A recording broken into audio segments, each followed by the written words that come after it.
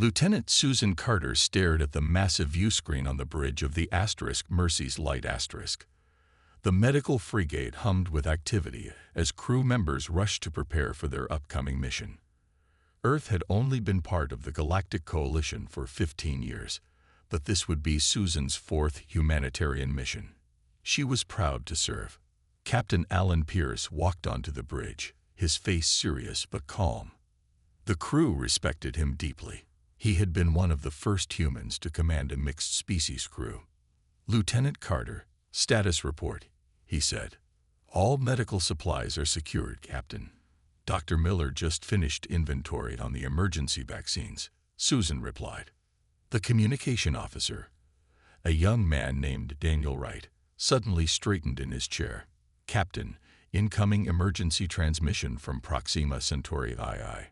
The viewscreen flickered to life, showing a dusty, frantic face of a colony administrator. "This is Proxima Centauri III requesting immediate assistance. We've been hit by a massive solar flare. Our shields failed. We have hundreds injured, infrastructure damage, and our medical facilities are overwhelmed. Please, we need help." The transmission cut out abruptly. The bridge fell silent. Captain Pierce didn't hesitate. "Right, contact Earth Alliance Command. Carter, alert medical teams to prepare for burn trauma and radiation exposure. We're going to need every ship we can get." Within 6 hours, Earth Alliance had assembled a convoy of 5 ships. The Mercy's Light Asterisk would lead, carrying medical teams and emergency supplies. 2 transport vessels, Hope's Horizon Asterisk and Daybreak Asterisk, carried temporary shelters, food, and additional medical personnel. 2 smaller escort ships, Guardian Asterisk and Protector Asterisk, would provide minimal security, standard procedure for humanitarian missions in Coalition space. Susan supervised as the last crates of medical supplies were loaded onto the Mercy's Light Asterisk. She paused when she saw engineer Kevin Lopes struggling with a large container. "Need a hand?" she asked, helping stabilize the heavy crate. Lopes smiled gratefully. "Thanks, Lieutenant. These are the new portable surgical units. They can treat 3 patients at once." "Let's hope we don't need them all," Susan said. "First time to Proxima Centauri?" Lopes asked as they secured the crate. Susan nodded. "But my sister visited last year, said the colony was beautiful. 300,000 people, mostly scientists and farmers." Captain Pierce's voice came over the intercom, interrupting their conversation. "All personnel, prepare for departure in 30 minutes." Susan hurried to the bridge for final preparations. Security Chief Lisa Martinez was already there, reviewing protocols with her team. "Shouldn't be any trouble," Martinez said confidently. "It's a straight shot to Proxima, well within Coalition territory." Captain Pierce entered, nodding to his crew. Coalition representatives expressed their appreciation for Earth's quick response. Apparently, several other member species had rescue ships that were unavailable. Susan wasn't surprised. Despite 15 years in the Coalition, Earth still struggled to be taken seriously. Many older species viewed humans as newcomers, resourceful but untested. "Their loss is our gain, sir," Susan replied. "We're ready to show what humans can do." The captain addressed the assembled crew before departure. "This mission is what we trained for. People are suffering, and we have the means to help them. Proxima Centauri II is one of our oldest colonies, but even if it wasn't, our response would be the same. Earth helps those in need." The convoy departed Earth orbit at 800 hours. Susan watched from the observation deck as the blue-green planet grew smaller behind them. The ships entered hyperspace with a brief flash of light, beginning their 3-day journey to Proxima Centauri. None of the crew could have known that this routine humanitarian mission would change humanity's place in the galaxy forever. In the quiet of her quarters that night, Susan reviewed medical protocols for radiation burns. She thought about the colonists waiting for help, about families worried for their loved ones. And she thought, briefly, about the strange report Daniel Wright had mentioned, unusual energy signatures near their planned route. But such anomalies were common in space. There was no reason to worry. After all, who would ever attack a rescue convoy? 3 days into their journey, the convoy moved smoothly through hyperspace. The soft blue glow of the hyperspace tunnel surrounded the 5 ships as they traveled toward Proxima Centauri II. On the bridge of the Mercy's Light Daniel Wright frowned at his console. Captain Pierce, I'm detecting unusual energy readings ahead. Captain Pierce moved to stand behind Wright's station. Could be anything. Debris, solar activity, sensor error. No, sir. These readings are too regular, too organized. Daniel's fingers moved across his screen. It looks almost like ships. Security Chief Martinez finished for him. Waiting for us. Captain Pierce straightened. Take us out of hyperspace. Alert the convoy. The Mercy's Light led the way as all 5 ships dropped back into normal space. Susan Carter felt the slight lurch as the ship transitioned, a feeling she never quite got used to. Status report, Captain Pierce demanded. 3 unidentified vessels directly ahead, sir, Wright reported. They're powering up weapons systems. Open a channel, Pierce ordered. This is Captain Alan Pierce of the Earth Alliance vessel Mercy's Light *. We are on a humanitarian mission bound for Proxima Centauri II. Please identify yourselves. Silence filled the bridge. No response, sir, Wright said. Try again. Broadcast on all frequencies, Pierce insisted. Unknown vessels, we are a medical convoy. We carry no weapons or military personnel. Please respond. Lisa Martinez moved closer to the captain. Sir, they've locked weapons on the Hope's Horizon *. Warn them to move, Pierce started, but it was too late. The flash came first. Bright, blinding light. Then the sound of alarms filled the bridge as the enemy ships fired. The Hope's Horizon * took a direct hit to its main section, its hull breaking apart. 37 crew members on that ship, Susan whispered. All medical personnel. There was no time for shock. The unknown vessels turned toward the remaining convoy ships. Evasive maneuvers. Pierce shouted. All ships, break formation. Susan gripped her console as the Mercy's Light banked hard to port. Through the view screen, she saw the civilian transport Daybreak struggling to move away. Can we identify them yet? Pierce asked. Wright worked frantically at his station. The ship design matches Vraxian Dominion vessels, sir, but they're not broadcasting any identification. Everyone on the bridge knew what that meant. The Vraxians were known for territorial expansion, but attacking the clearly marked medical convoy would be considered a war crime throughout the coalition. Another explosion rocked the ship. Engineer Lopez's voice came over the comm. Direct hit to our starboard engine.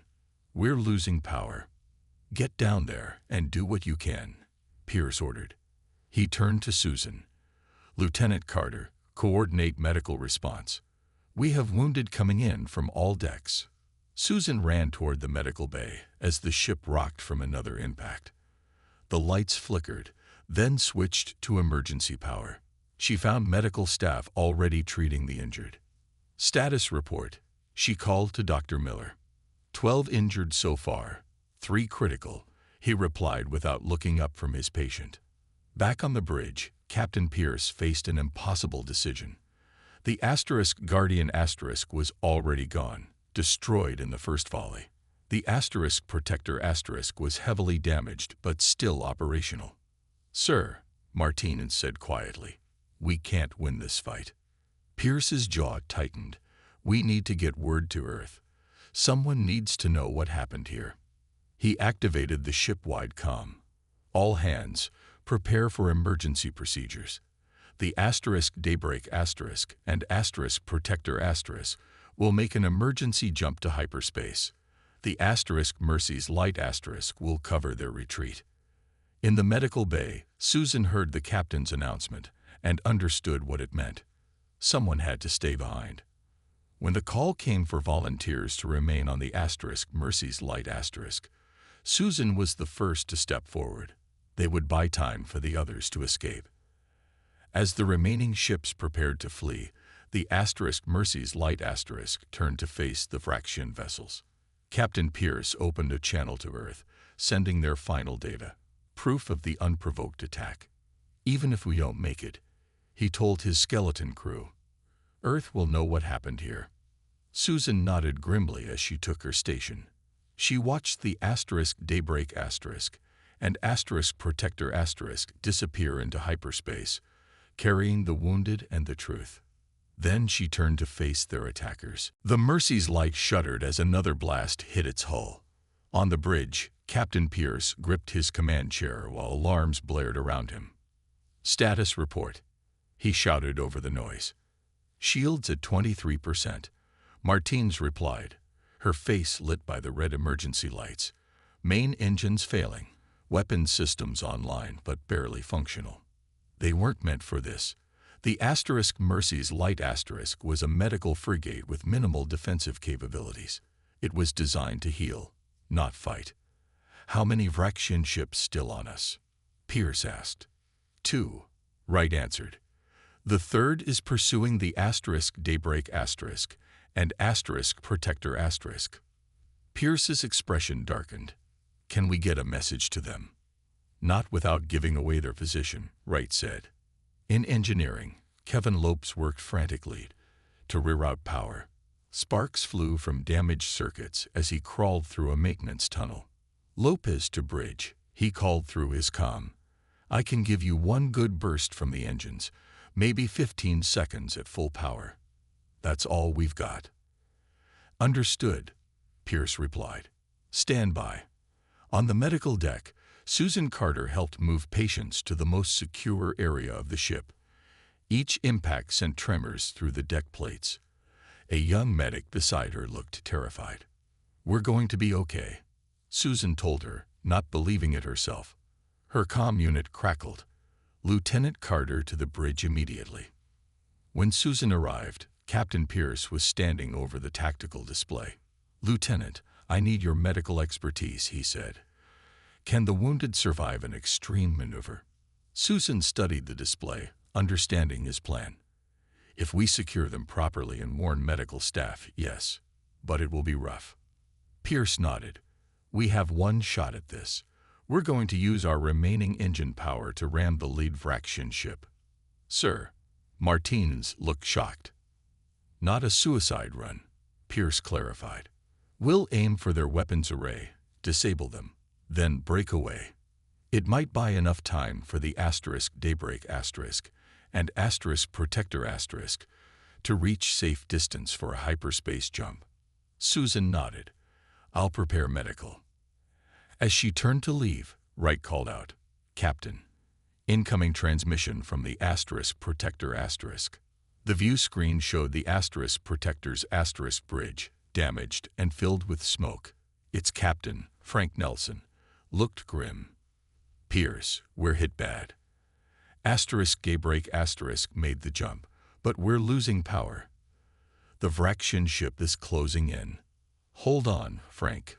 We're coming for you, Pierce promised. Nelson shook his head. No time. We've loaded our most critical patients onto escape pods. We're launching now. If you can retrieve them. The transmission cut out. Pierce didn't hesitate. Change of plans. Lieutenant Carter, prepare to receive wounded. Martinez, plot an intercept course for those escape pods. Lopes, we need that engine burst now. Vraxian ships are closing, Wright warned. Let's give them something to think about, Pierce said. Fire all remaining weapons. Target their sensor arrays. The Mercy's light lurched forward, its weapons firing in a desperate barrage. The shots weren't powerful, but they were precise, hitting the Vraxian vessel's external sensors. Their targeting systems are temporarily blinded, Martines reported. Now, Lopes, Pierce ordered. The engines roared to life. The Mercy's light shot forward, racing toward the area where the Protector's escape pods had launched. I count 6 pods, Wright said, all transmitting distress signals. Susan hurried to the launch bay with a medical team. As each pod was retrieved, wounded crew members were rushed to the medical deck. On the bridge, Pierce watched the Vraxian ships regaining their bearings. "They found us again," Martins warned. "Lopes, status on hyperdrive. Barely functional. Sir, we might get one jump, but I can't guarantee where we'll end up." Pierce made his decision. "Susan, are all pods recovered?" "5 of 6, Captain," she replied. "The last one is coming in now." "As soon as it's aboard, we jump," Pierce ordered. "Send our coordinates and all sensor data to Earth Alliance Command. Make sure they know what happened here." Wright worked at his console. "Transmission away, sir." The final pod docked with a metallic clang. Susan's voice came through the comm. "All aboard, Captain." "Jump now," Pierce ordered. The Mercy's light vanished into hyperspace just as the Vraxian ships opened fire, their shots passing through empty space where the medical frigate had been moments before. Admiral John Blackwell stood motionless as the recording played in the Earth Alliance Command Center. Around him, senior military officials watched in silence. The footage showed the unprovoked attack on the rescue convoy, transmitted by the Mercy's light before its desperate jump to hyperspace. When the recording ended, the room remained quiet for several seconds. "Status of our ships?" Blackwell finally asked. "The Daybreak has returned to Earth orbit," replied his aide. "Heavily damaged but safe. The Mercy's light is still missing, location unknown. The Hope's Horizon Guardian and Protector are confirmed destroyed." Blackwell's face remained composed, but his eyes hardened. "Casualties: 142 confirmed dead. 68 missing with the Mercy's light *. The Admiral turned to face the gathered officials. Those people were on a rescue mission. Doctors, engineers, relief workers. The door to the command center opened, and Amanda Collins, Earth's diplomatic representative to the Galactic Coalition, entered. Her face was drawn with concern. "Admiral, I just spoke with the Coalition Council," she said. "They're urging restraint while they investigate." "Investigate?" Blackwell's voice was dangerously quiet. "We have video evidence of Vraxian ships attacking clearly marked medical vessels." "What's to investigate?" "The Vraxians are claiming our ships violated their territory," Collins replied. "They say they issued warnings that were ignored." "Lies," said one of the officers. "The convoy was well within Coalition space, nowhere near Vraxian territory. And there were no warnings." Blackwell turned to his communications officer. "Get me the president." Within minutes, President Eric Donovan's face appeared on the main screen. He listened without interruption as Blackwell briefed him on the situation. "What about survivors from the Mercy's light *? The president asked when Blackwell finished. "No word yet, sir. They made an emergency hyperspace jump. We're searching." The president nodded grimly. "And the coalition's response?" "They want us to wait, Mr. President," Collins interjected, "to let them handle this through diplomatic channels, like they've handled similar incidents in the past." President Donovan's tone was bitter, with strongly worded statements and economic sanctions that get ignored. No one answered. They all knew the coalition's history of avoiding direct confrontation with aggressive member species. "Admiral Blackwell, what are our military options?" the president asked. "We can have the 1st and 3rd fleets ready within 12 hours. The 2nd fleet within 24. The president considered this. "Amanda, make one final attempt at diplomacy. Demand the Vraxians acknowledge their actions and offer compensation for the lives lost." "Yes, Mr. President," Collins replied, though her expression suggested she knew it was futile. "Admiral, begin fleet mobilization. If the Vraxians refuse to acknowledge their crime, I want our ships ready to move." The screen went dark as the president ended the transmission. News of the attack spread quickly across Earth and its colonies. Video footage of the rescue convoy being destroyed played on every screen. Public outrage was immediate and overwhelming. Outside the command center, crowds gathered. Many held pictures of loved ones who had been on the convoy. Others carried signs demanding justice. 6 hours later, Amanda Collins returned to the command center. Her face told the story before she spoke. The Vraxians refused to even discuss the matter, she reported. They say any Earth vessels approaching their space will be considered hostile. Admiral Blackwell nodded, as if this confirmed what he already knew. The Coalition Council. Divided. Some support us, some don't. They're still debating. We can't wait for them to reach consensus, Blackwell said. He turned to his staff. Prepare all fleets for immediate deployment. That evening, President Donovan addressed Earth and all human colonies. His speech was brief but resolute. Today, we extended our hand in peace to help those in need, he said. In return, we were met with unprovoked violence. We sent doctors and relief workers. We lost friends and family members. Earth has always sought peaceful coexistence among the stars, but we will not stand by while our people are attacked during a mission of mercy. As of this moment, Earth stands ready to defend its values and its citizens, with or without coalition support. Across Earth and its colonies, military reserves reported for duty without being called. Civilian ships volunteered for support roles.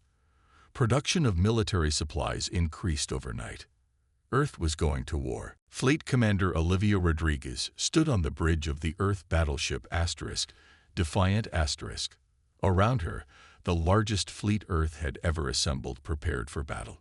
73 warships, ranging from small, fast attack vessels to massive battleships, formed a crescent at the edge of Vraxian space.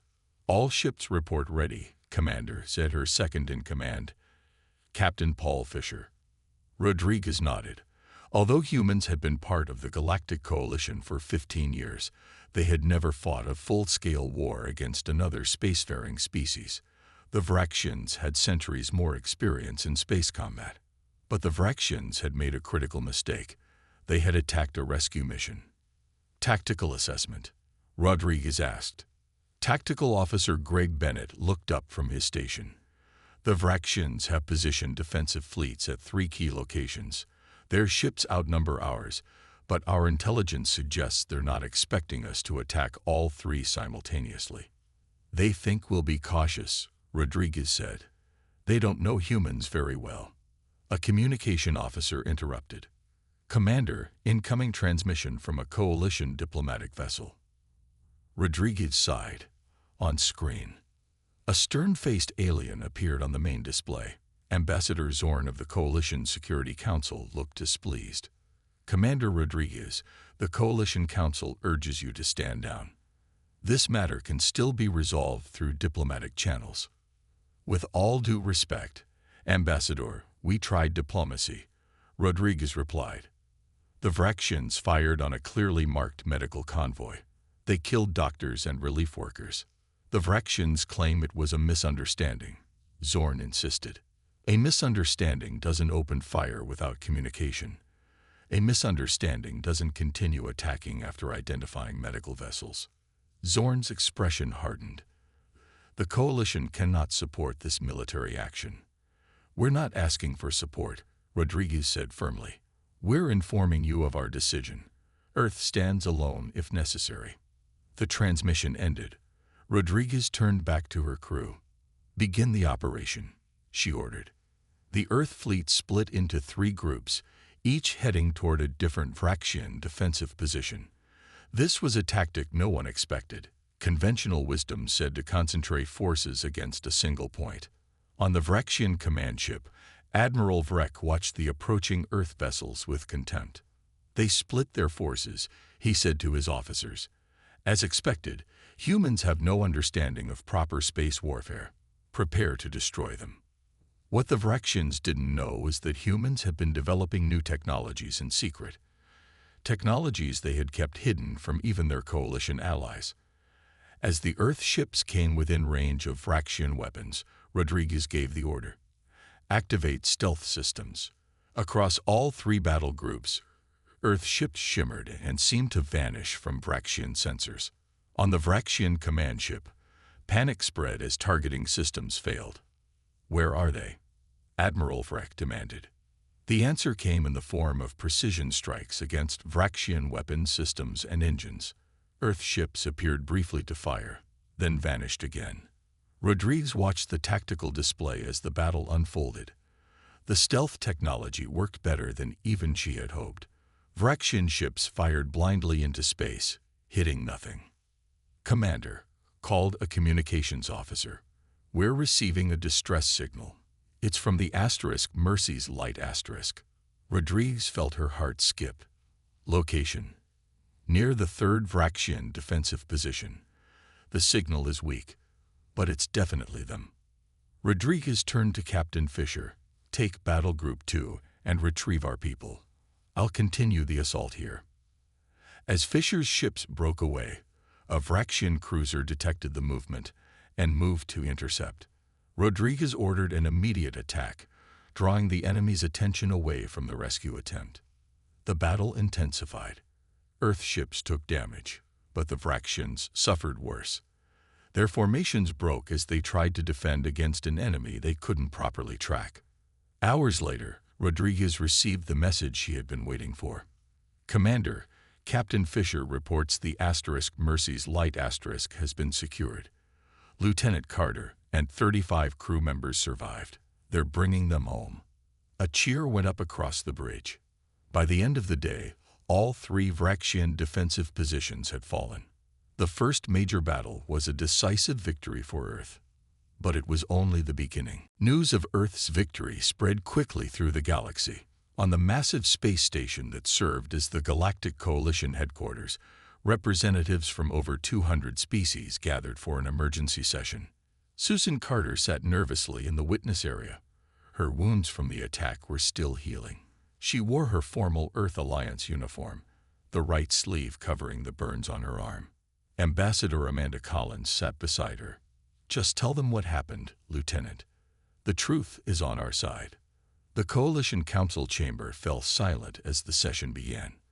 The Coalition leader, an elderly member of the long-lived Tarsi species, called for order. "This council has convened to address the military action taken by Earth against the Vraxian Dominion," he announced. "The Vraxian representative will speak first." The Vraxian ambassador stepped forward. He was tall and thin with gray skin and large dark eyes. His voice was cold. "The humans have committed an act of unprovoked aggression against our people," he declared. "They sent armed vessels into our territory without permission. When warned to leave, they refused. We had no choice but to defend ourselves." Murmurs filled the chamber. Susan clenched her fists. "Now they attack us openly," the Vraxian continued. "They use weapons and technology they kept hidden from this council. This proves their hostile intentions from the beginning." When he finished, Ambassador Collins rose to speak. "Honored Council," she began, "Earth sent no armed vessels into Vraxian space. We sent medical ships on a rescue mission to Proxima Centauri II, well within Coalition territory. These ships were clearly marked. Their mission was humanitarian." She activated a holographic display showing the convoy's planned route. "As you can see, our ships were nowhere near Vraxian territory." The Vraxian ambassador interrupted. "The humans lie. They carried weapons." "We have evidence," Collins replied calmly. She nodded to Susan, who stepped forward. "My name is Lieutenant Susan Carter," she began. "I served aboard the medical frigate Mercy's light asterisk. I was there when the Vraxians attacked us without warning." Susan described the attack in simple, clear terms. She told how the Vraxians had fired on the Hope's Horizon first, killing dozens of medical personnel, how they had given no warnings, how Captain Pierce had repeatedly tried to communicate their peaceful mission. "We were going to help people suffering from a natural disaster," she said, her voice steady. "We carried medicine, not weapons." Engineer Kevin Lopes was called next. He had recovered data from the Mercy's light's damaged systems. The information he presented shocked the council. "This data shows the Vraxian ships were waiting for us," Lopes explained. They powered up weapons before we even dropped out of hyperspace. And this. He highlighted a section of code. Shows they had disabled their communication receivers. They never intended to listen to our messages. More damning evidence followed. Records recovered from a damaged Braxian ship revealed plans for similar attacks on other species' humanitarian missions. The council chamber erupted in angry shouts. Several species that had remained neutral now openly sided with Earth. They too had lost ships and personnel on rescue missions in recent years, incidents the Vraxians had dismissed as navigational errors. The coalition leader called for order. The coalition must remain neutral in this conflict while we investigate further, he declared. Ambassador Collins stood again. Earth respects the coalition's position, she said, but we will not wait for more of our people to die. The Vraxians attacked a rescue mission. Earth will respond accordingly. As they left the council chamber, several representatives approached Collins and Susan privately. My government cannot openly support you, whispered the Tellarite ambassador. But we have ships. They will join your fleet within 2 days. Similar offers came from 6 other species. By the end of the day, what had begun as Earth's solitary stand was becoming a multi-species alliance. The Vraxians had made enemies throughout the galaxy. Now those enemies were uniting behind Earth's cause. 1 month into the war, Captain Alan Pierce stood on the bridge of his new command, the battleship Justice. His old ship, the Mercy's Light, was being repaired, but would never see combat again. It would return to its original purpose, healing, not fighting. Status report, Pierce ordered. All systems ready, Captain, his first officer responded. The fleet is in position. Pierce nodded. In the weeks since Earth's first strike, the conflict had spread across multiple fronts. 7 species now openly fought alongside Earth, with more providing secret support. The Vraxians found themselves facing enemies on all sides. But the Vraxians were dangerous when cornered. Intelligence reports indicated they were developing new weapons, possibly biological agents to use against Earth colonies. Begin the operation, Pierce ordered. The Justice led a fleet of 30 ships toward the Vraxian research base on Demio's II. Their mission: stop the biological weapons program before it could be deployed. In another sector, Lieutenant Susan Carter prepared her team for their own mission. After recovering from her injuries, she had been promoted and now led a special operations unit. Her years of medical training made her uniquely qualified to identify and neutralize biological threats. Remember, our priority is the research data, she told her team as they boarded their stealth transport. We need to know what they've developed and how to counter it. The 12 members of her team checked their equipment one last time. They weren't soldiers by training. They were scientists, doctors, and engineers who had volunteered for combat duty. Lieutenant, Engineer Lopes called from the pilot's seat. We launch in 5 minutes. Susan nodded. Lopes had insisted on joining her team despite being offered a safe position back on Earth. Like many who had survived the initial attack, he felt a personal responsibility to see this through. As the main fleet engaged the Vraxian defenses, Susan's transport slipped past the battle under stealth.